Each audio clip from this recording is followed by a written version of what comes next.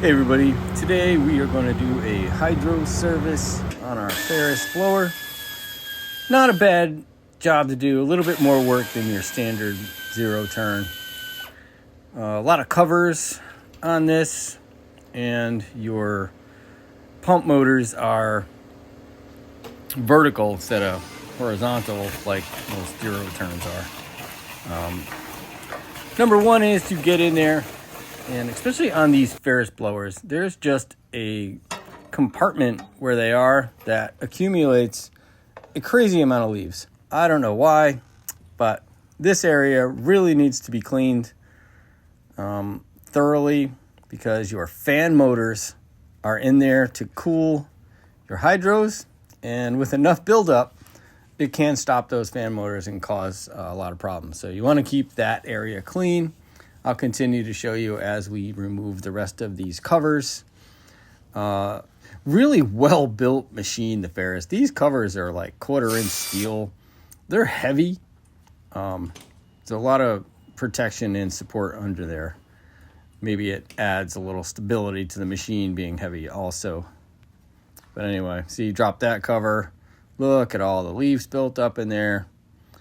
Also, if you store it, depending on where you store it, like mice absolutely love stuff like that. So get in there, get your covers off.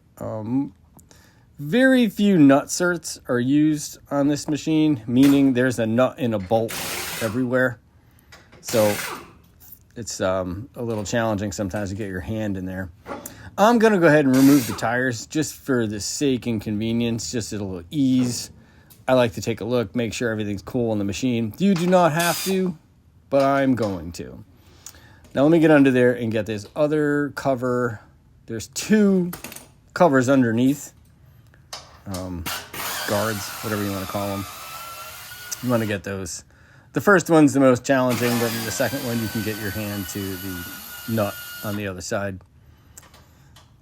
I have some pneumatic air ratchets. They're awesome and they work really fast. Yeah, see what I mean? Look at all that stuff and buildup that's in there. Next, we're going to get the covers off of the oil filters. They have like a protection cover, which probably isn't necessary on this machine because of all the guards. But on some other zero turns, they definitely protect the filter there. So we're going to pop these two covers off, get them out of our way. Not too bad in there. And then we're going to take some air and we're just going to clean everything out the best we can, because the cleaner the better. You get all that little buildup out of there. Once we're done with that, we're going to, I like to do it this way. I'm going to take the filters off first. Like I said, these pumps are vertical, not horizontal. On the horizontal pumps, you remove the oil filter. That is your lowest point, and that's where all your oil is going to come out. When the hydros are in this position, there's also a drain and a fill or vent in the filter. So you have a few more steps doing this. But popping the filters off gets most of your oil out right away. I did lower the machine down also with the jack. Here's your new hydro gear filters. Make sure the little rubber gasket comes off. We are using Stens.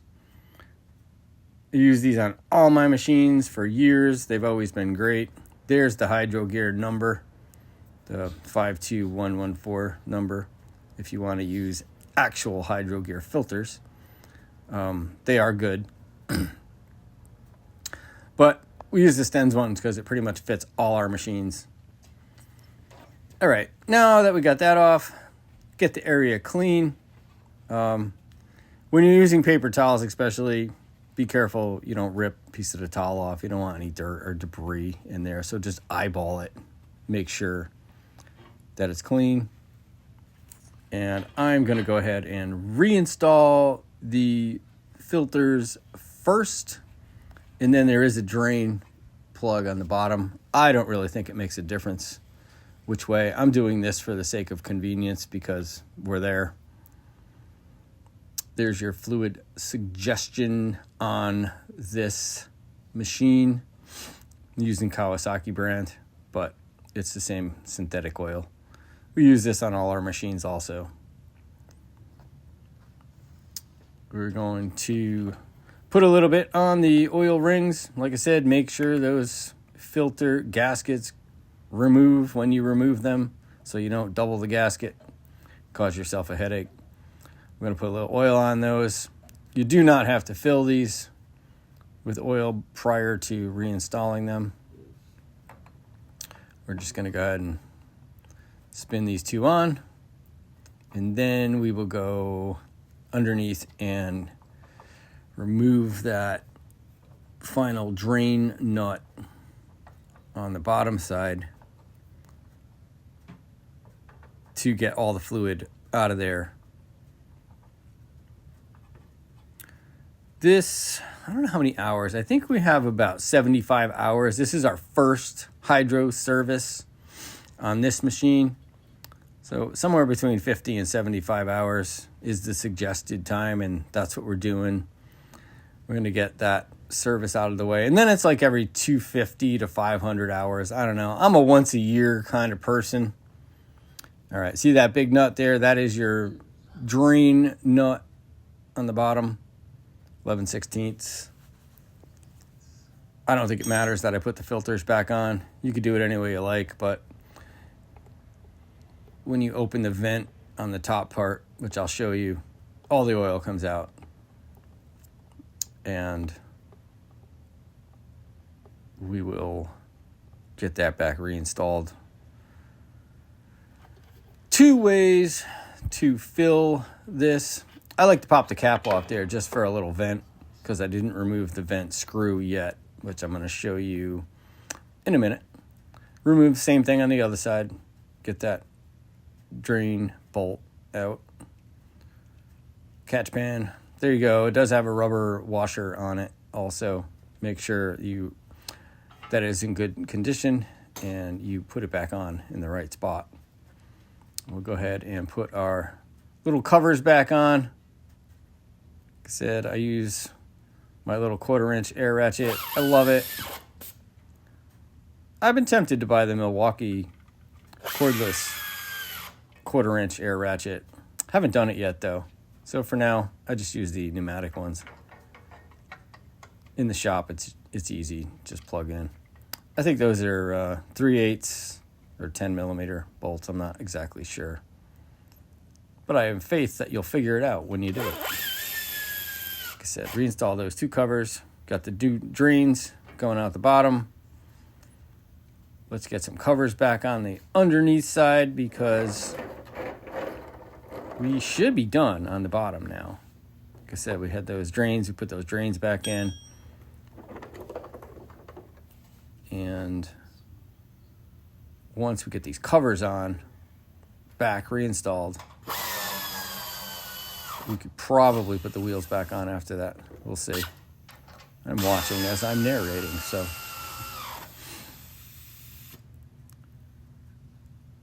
The second cover, like I said, it's a little challenging because everything on this machine is a nut and a bolt. So having 2 people would be really more convenient. I just put the nut in, or the bolt with one hand on the air ratchet, which makes things a lot easier. And then I can reach my hand through the battery box opening to put the nut on the other side. As you see, I'm having a little challenge because I got to reach. But that's just the way they do it.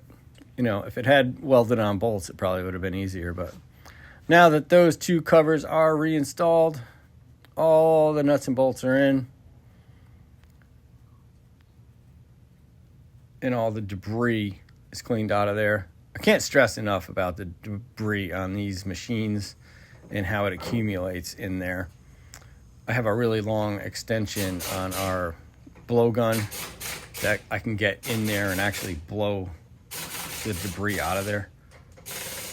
And sometimes if you remove the battery box, then you can get in access to it also.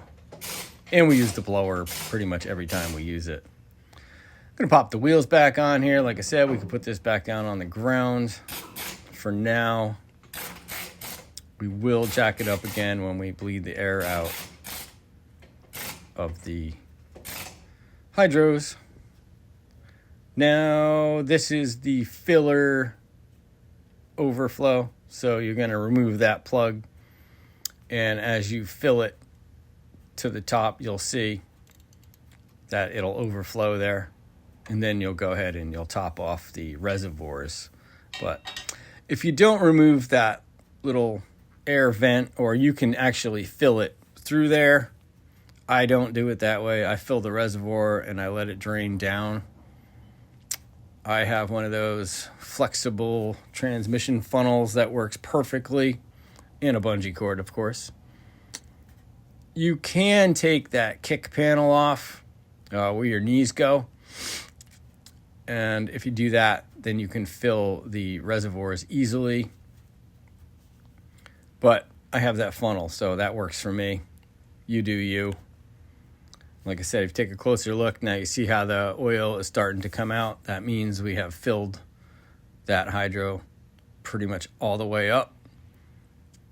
We will reinstall that plug, and then we will just top off the reservoir where it says, you'll see it high and low, warm and cold, whatever. But you reinstall these back in there. I think they're an Allen head on those.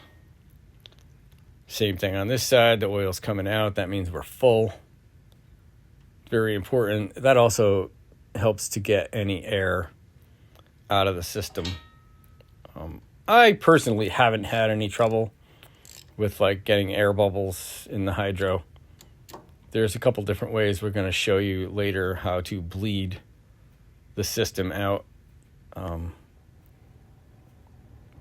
But I haven't had any problem with it. So now that we got those reinstalled, we're filling up the reservoir. As you can see, the right reservoir getting filled up there.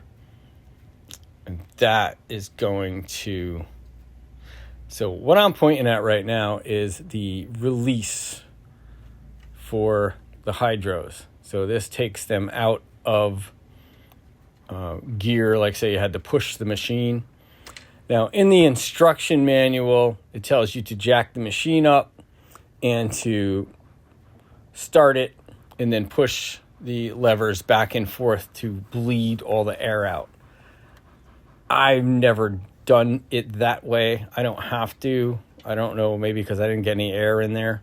But if you do have trouble and one of the hydros isn't working correctly, then you jack it up, release that lever, and then put the lever back down into drive position to get the air out. Per se, you're having a problem. That's what they suggest you do. Me, like, again, without repeating myself, I just fill them up, jack it up, I run it back and forth, and I'm usually good to go. So now we're going to get all the covers reinstalled. We got our reservoirs filled. I don't know if this job probably didn't take me more than a half an hour. It's not really that difficult to do. I'm going to say, 4.5, 5 quarts, almost 5 quarts. So just over 2 quarts in each hydro. Now, here's the part where I'm going to bleed it. So I just jacked the wheels just off the ground, just so I could move them fully in both directions, back and forth. You only have to do this for a minute or two. Not usually a big deal. You can see right away if the wheels are responsive to the way you're moving the controls back and forth. Doesn't really matter what order you do it in, both forward, both back, it doesn't matter. Like I said, unless you have a problem, you don't have to pull those release levers. But now that we have it on there, we are going to lower it back down pull it out of the garage, run it around, and we should be good to go. In fact, I know we're good to go because I did the job, so. And there we go, just same thing. Nice and easy, you don't have to throttle it up all the way. Just go make sure all your positions are working the way they are supposed to.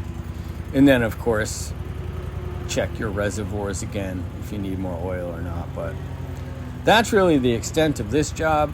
I hope this helps you guys. I really appreciate you watching. Check out the description. There's links down there for tools we use and supplies. Peace, everybody.